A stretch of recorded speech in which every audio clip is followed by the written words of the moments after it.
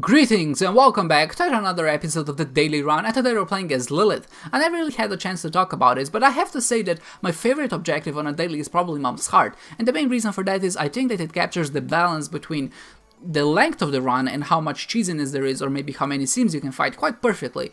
Don't get me wrong, I do enjoy dailies that go maybe to Shoal or maybe even the Dark Room or Mega Satan, because these are the same dailies for everyone, there's really no ways to cheese it, outside maybe Sacrifice Rooms, but in average, we're all playing the same run with the same objective and we'll have the same chance to get the same score.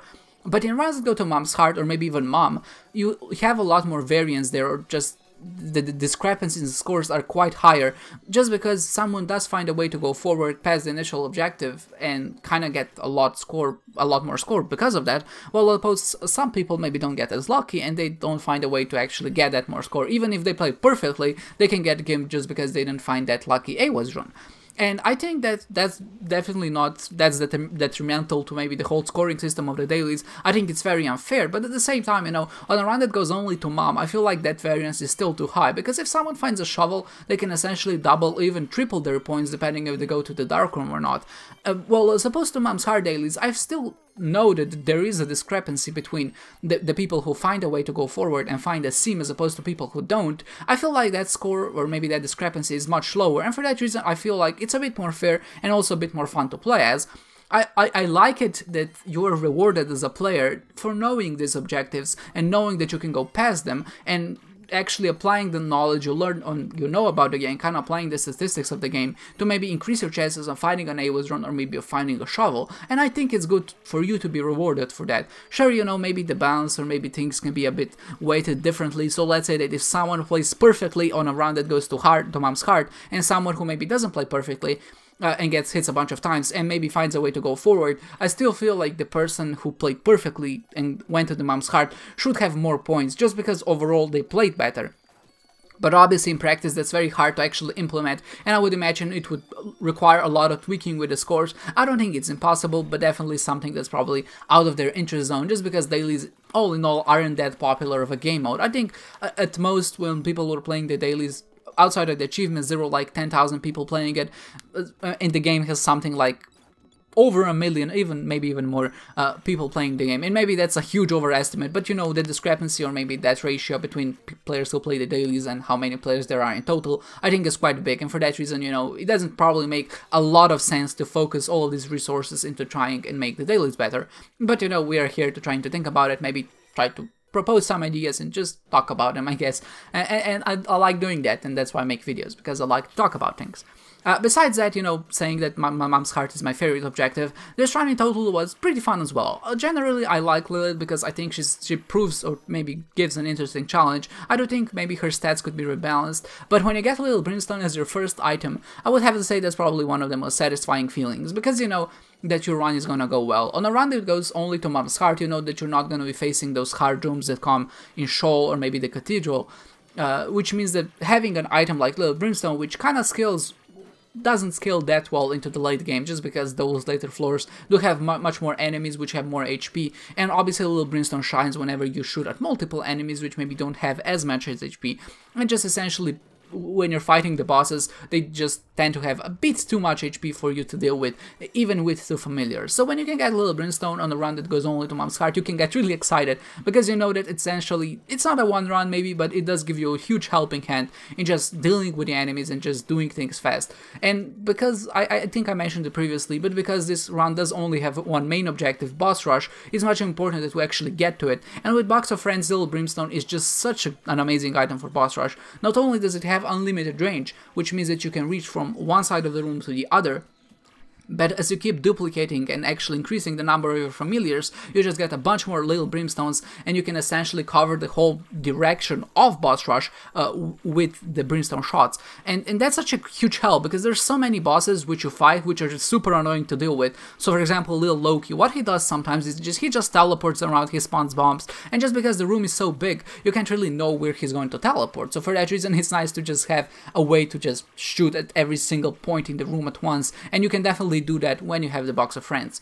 What I also think Little Brimstone allows us to do, so for example, let's say we do find the shovel. In a lot of cases when you're playing as Lilith, you don't really want to give up your box of friends, just because box of friends is such a huge help against bosses, and that's usually where you struggle with, you know, because your DPS, while it might be on par on paper with other characters, just because you have that control, you have to control your familiar with a delay, it's usually much less. I would say like it's probably like 60% of your actual DPS, or maybe what your DPS would be on another character, just because you would end up missing so many shots. So when that happens, what was I talking about? Yeah, Little Brimstone. Okay, I just zoned out for a second. Little Brimstone, I think, proves and gives you such a huge help in that regard, because you can afford to draw a box of friends at that point, just because I think Little Brimstone on its own is such a great familiar that it can essentially, you can rely on it. Maybe it won't carry you, but if you play well, I think you can win the game just with Little Brimstone, especially if you're only going to Mom's Heart. So if you find the shovel, like I said in my previous example, we can decide to drop the box of friends and pick up the shovel, because in that case you don't really feel too bad about it. And even though I feel like the box of friends is the quintessential item on Lilith, I would really never replace it. In a situation like this, I think it's a good idea, just because it does give you more points in general. And obviously, you know, I'm just like pointing something very unobvious here. And even if you didn't have Little Brimstone, we would still definitely take the shovel, because it's the optimal play in that situation. But I'm just saying that it would be much harder to make that decision, or maybe it would be harder to say goodbye to our active item, just because we didn't have so much offensive power. Outside Little Brimstone, this run actually wasn't that good. I think the only damage up was Cricket's Head, which is a huge damage up in itself. I think it doubles your damage, or even your damage multiplier. And the other DPS upgrade was Sad Onion. So in total, you can see that our DPS wasn't as high, but just due to us duplicating our familiars, and because we had Little Brimstone, thankfully, things worked out in the end, and we were able to kind of conquer this daily in a pretty good manner. Another maybe thoughtful mention that I had, it's not really a good mention because the trinket did really screw me over, and I did slow it out at some points, was the Locust of Red. And the Locust of Red is a familiar trinket, a fly, whatever. When you enter a room which has enemies, or maybe an active room, it's gonna give you a red fly, and that red fly will fly to the nearest enemy like a regular fly would, except this one explodes, and that explosion does do 1 full heart of damage to you. And that's very unfortunate, because there's a lot of rooms, as I showed throughout the video, where enemies will spawn on top of you, or maybe you just don't have any room to maneuver, and it's gonna just keep up damaging you. I decided to stick with it because I think it's a super helpful familiar, I mean trinket, fly, whatever.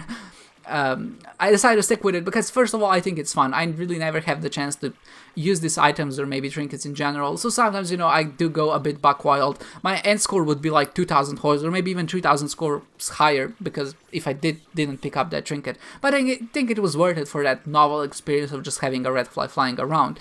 It also synergizes with your bomb item, so it actually had the butt bombs effect, so as soon as it shot, it exploded and damaged everyone in the room, and also dazed them, which was okay. You know, it's not that big of a deal since we already have a way to deal damage to multiple enemies, but it's still a nice bonus that it does synergize. I imagine it would work pretty well with something like Sad Bombs. I just wish, you know, that at some point it only either did like half a heart of damage to us, because I feel like one full heart of damage is a bit too much, especially on dailies, since half a hearts are what's counted as 1 hit. So essentially, when you're taking 1 full heart of damage, that's being counted as 2 hits of damage. Because I decided to stick with it, maybe karma rewarded me, and we did get Host Head later on, and even Guppy, so things didn't turn out that badly. Obviously, this was still a pretty strong run. I just do wish that maybe I didn't make this decision. So if you take anything away from this video, is don't take Locust of Red, because it's not worth it. The fly is gonna explode in your face, even if you're really careful about micromanaging it. But nevertheless, we did finish the run. We did finish in a very comfortable spot on the 44th place, with quite a high points in general. We did beat the lamp because we went to the dark room via the sacrifice room. We did beat boss rush. Our damage penalty was obviously super high, and I think in total I got hit about 10 times, so 5 full hearts of damage via the Locust of Red, which could have been avoided, and I think that's something like 2000 points at least. So that's unfortunate, but nevertheless, you know, I enjoyed this daily, I enjoyed it for what it was. I do enjoy going a bit buck wild sometimes and just relying on maybe items that aren't as good, at least from the score perspective, but they're just super fun to use. In total, we finished out with a 36,000 score point, which is quite high for a run that goes to Mom's Heart, but obviously, you know, if you did play a bit better, I think we could push it as far as 40,000. Nevertheless, I hope you enjoyed this one, guys, and I hope to see you next time.